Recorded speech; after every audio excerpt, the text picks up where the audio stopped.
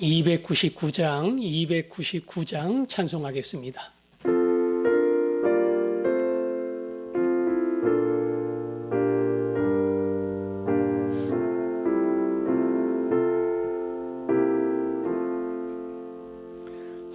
하나님 사랑은 온전한 참사랑 내 맘에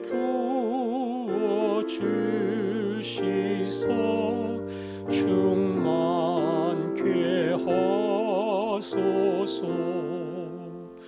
내 주님 참사랑 햇빛과 같으니 그 사랑 내게 비추소 뜨겁게 하소서. 그 사랑 앞에는 풍파도 그치며 어두운 밤도 환하니 그 힘이 크도다. 하나님 사랑은 온전한 참사랑 내 맘과 영이 채우서 새 힘을 주소서.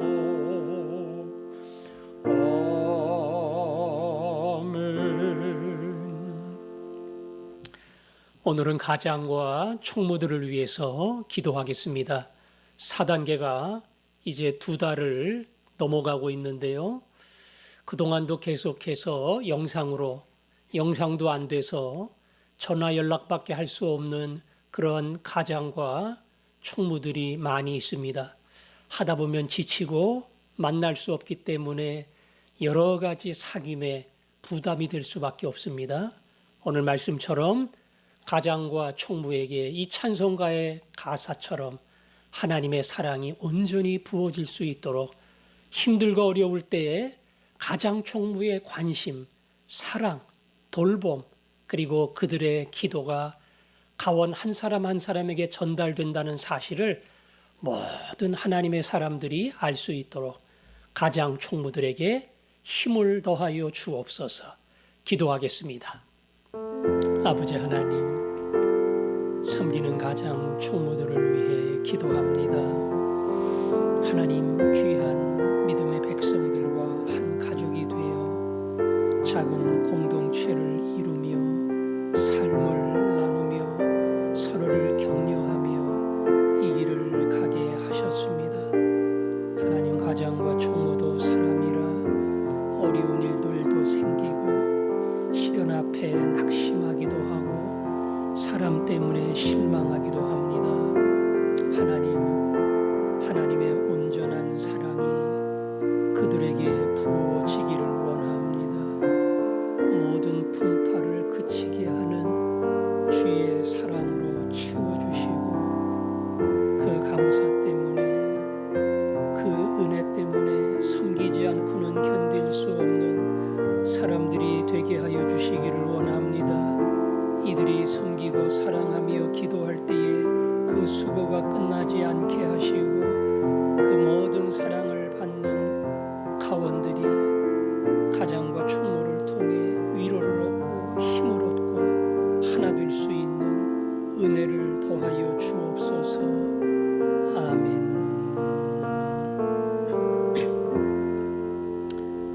하나님 아버지, 모일 수는 없지만 가장 총무의 역할과 그들의 수고가 얼마나 중요한지 모릅니다. 이들을 격려해 주시고 힘을 주시고 가원들을 돌봄에 조금도 지치지 않도록 붙들어 주시기를 원합니다.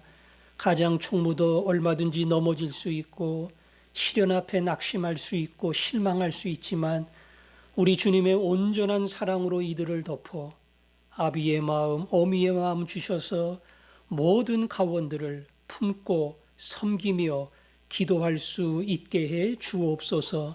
예수님 이름으로 기도합니다. 아멘. 디모데후서 2장 23절부터 26절까지 교독하겠습니다. 23절부터 26절까지 제가 먼저 읽습니다. 어리석고 무식한 변론을 버리라. 이에서 다툼이 나눈 줄 알미라. 주의 종은 마땅히 다투지 아니하고 모든 사람에 대하여 온유하며 가르치기를 잘하며 참으며 거역하는 자를 온유함으로 훈계할지니 혹 하나님이 그들에게 회개함을 주사 진리를 알게 하실까 하며 그들로 깨어 마귀의 올무에서 벗어나 하나님께 사로잡힌 바 되어 그 뜻을 따르게 하실까 함이라. 아멘. 25절부터 쭉 보면 26절에 주의 종은 그랬죠. 편지로 따지면 디모데를 지칭해서 하는 말인데 디모데를 향해서 바울이 권면하는 내용입니다. 목사 디모데에게 권면을 하지만 결과적으로 성도들을 이렇게 가르쳐야 되고 이렇게 명해야 된다. 어떤 목회를 해야 되느냐. 그 내용이 있고 그리고 디모데 너 자신이 어떠한 목회자로 준비가 되어야 하느냐. 거기에 대한 교훈이 있습니다. 오늘은 디모데 자신을 향해서 이야기하는 겁니다. 23절에 어리석고 무식한 변론을 버리라. 이에서 다툼이 나눈 줄 알미라. 무식한 변론, 어리석은 변론, 이 변론을 버리라 그랬습니다. 우리가 이미 앞에서 사도 바울이 성도들을 목회할 때에 2장 14절에 보면 너는 그들로 이 일을 기억하게 하여 말다툼을 하지 말라고 하나님 앞에서 엄히 명하라.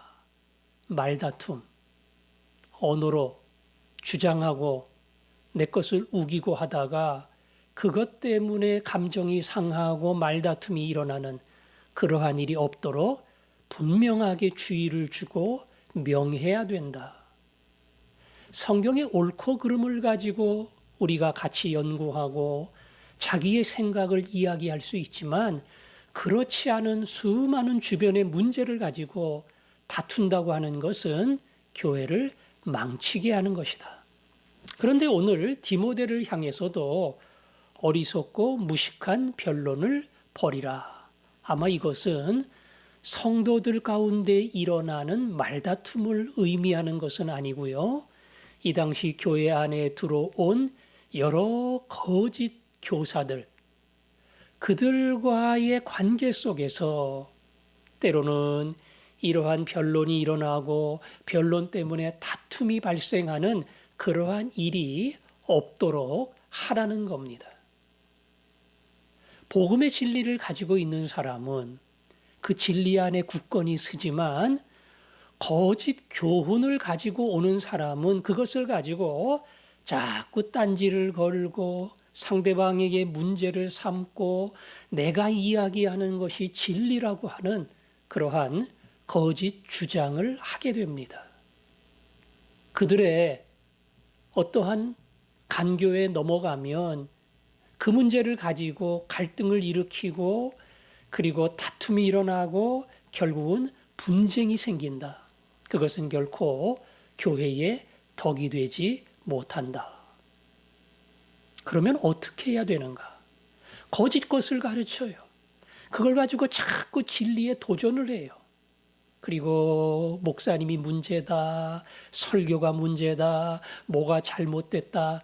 자꾸 건수를 잡아가지고 교인들에게 의심을 심어주고 목사에 대한 불만을 심어주고 얼마든지 그럴 수 있다고요. 그 잘못된 사람을 교회에서 쫓아내고 바로 잡아야지요. 그러나 그것이 다툼으로 이어지면 전혀 교회에 유익이 되지 않는다. 어떻게 해야 되는가? 25절에 보니 24절에 보니까 주의 종은 마땅히 다투지 아니하고 모든 사람에 대하여 온유하며 가르치기를 잘하며 참으며 그랬죠? 주의 종 목사가 가져야 될 자세를 여기 보니까 다투지 아니하는 것은 물론이고 온유, 그 다음에 가르치기를 잘하며 참을 줄 알아야 한다. 감정적으로 대립하거나 싸우지 않고 어찌 보면 그 한 사람을 불쌍히 여기는 마음으로 볼 수 있어야 된다. 그게 온유지요. 그리고 진리의 말씀을 바로 분별해서 가르칠 수 있어야 된다. 거짓 교사들은 자기네들이 아는 몇 가지 구절 가지고 아주 이빨을 맞추듯이 딱딱딱 그걸 가지고 주장을 하고 몰아붙이는데 목사가 그 거짓 주장에 대하여 바른 진리의 말씀으로 대응하고 그들을 잡아야 되는데 그런 준비가 전혀 돼 있지 않다면 목사도 비진리의 말씀에 어찌 보면 밀려날 수밖에 없는 겁니다. 따라서 온유함으로 그 영혼을 볼 수 있어야 되고 하나님 말씀에 바로 사로잡혀서 진리를 가르칠 수 있어야 되고 그리고 마지막 참을 줄 알아야 한다. 참을 줄 알아야 된다. 당장 내 기분에 따라서 대응하고 다투는 그런 사람이 되지 말고 교회와 주님께 영광이 된다면 얼마든지 현재의 말도 안 되는 이 도전과 어찌 보면 어떤 잘못된 오해에 대하여 그것을 잘 견딜 수 있는 마음이 있어야 한다. 진리는 항상 마지막에 드러납니다. 지금은 아닌 것 같아요. 틀린 것 같아요. 잘못되는 것처럼 보여요. 그러나 때로는 다툼이 아니라 참으며 조용히 지나갈 때에 그 사람이 진리가 아니라서가 아니라 어느 순간은 그분이 디모데가 그 목사님이 하나님 말씀인 진리를 가르쳤구나 하는 것이 드러난단 말이에요. 그래서 모든 사람을 바라보며 온유함과 하나님의 말씀을 바르게 가르칠 능력과 그리고 참을 준비가 되어 있어야 한다. 특별히 25절에 보니까 거역하는 자를 그랬죠. 여기는 조금 더 구체적인 대상을 열거합니다. 거역하는 자, 진리의 말씀을 거역하는 겁니다. 거짓 교사들이죠. 이 사람들을 대함에 있어서도 똑같이 온유함으로 훈계할지니 그랬죠. 온유함으로 훈계하라. 다른 복음서에 보면 한 번, 두 번 권고하고 듣지 않으면 외인같이 여기고 그리고 상대하지 말라 그런 말씀이 있어요. 물론 거짓 교사나 이단에 대해서 우리는 분명한 태도를 취해야 합니다. 그러나 그 한 영혼은 사랑하는 마음을 가져야 돼요.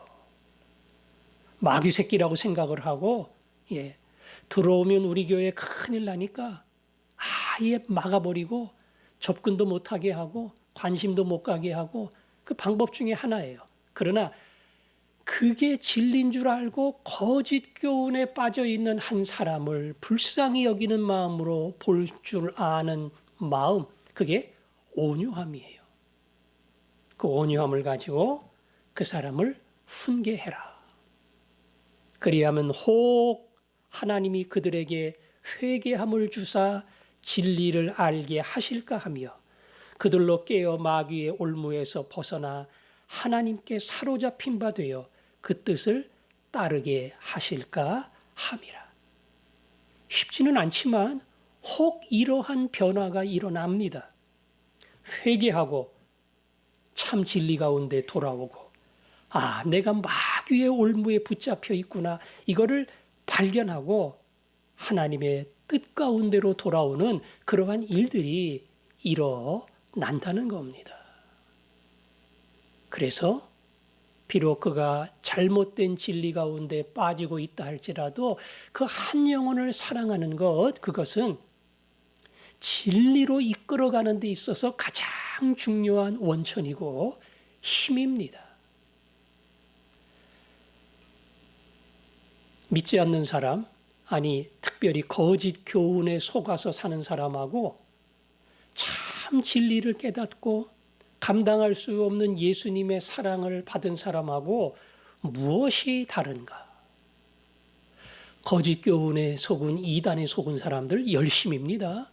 열심히 해요. 열심히 전도하고 열심히 헌금하고 열심히 충성 봉사합니다. 그래야 인정받고 대접받고 천국 갈 자격 얻고 그런 거짓 진리에 붙잡혀 그렇게 해요. 예수 믿는 사람은요. 우리는 은혜로 구원을 받습니다.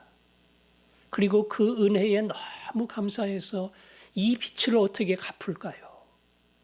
내 이웃을 내 몸처럼 사랑하는 그 삶을 통해서 주님께 받은 사랑의 빛을 갚는 겁니다. 바울의 고백처럼 내가 모든 자에게 빚진 자라. 빚진 거 없어요. 그러나 나 같은 죄인이 구원받았으니 이 사람들도 다 구원받아야 하지 않을까, 그런 마음에 부담이 있기 때문에 빚진 자의 마음을 가지고 그들에게 복음을 전하는 겁니다. 비록 이단의 교훈에 빠져 있다 할지라도 우리 믿는 사람이 이 진실한 사랑으로 다가가면 언젠가는 그 사랑의 진실을 알게 될 날이 와요. 내가 머무는 이 거짓 공동체가 말 그대로 빠져나가지도 못하게 사람을 올무에 콱 묶어서 진을 짜고 사실은 인생을 파괴하는 거구나. 그거를 사실은 그 안에 머물러 있으면 있을수록 알게 돼요. 근데 인정을 안 합니다. 나올 생각을 못 합니다. 잘못될까봐 못 나오기도 하고 무슨 큰 문제가 생길까봐 못 나오기도 하고 여태까지 이거 옳다고 계속 주장해 왔는데 그거를 부정하는 게 너무나 힘들어서 못 나오기도 합니다. 그 사람을 돌이키는 방법 뭡니까? 진리의 말씀을 가지고 갑니다. 그러나 그 진리의 말씀을 가지고 가는 방법이 중요해요. 온유함으로 따뜻한 마음으로.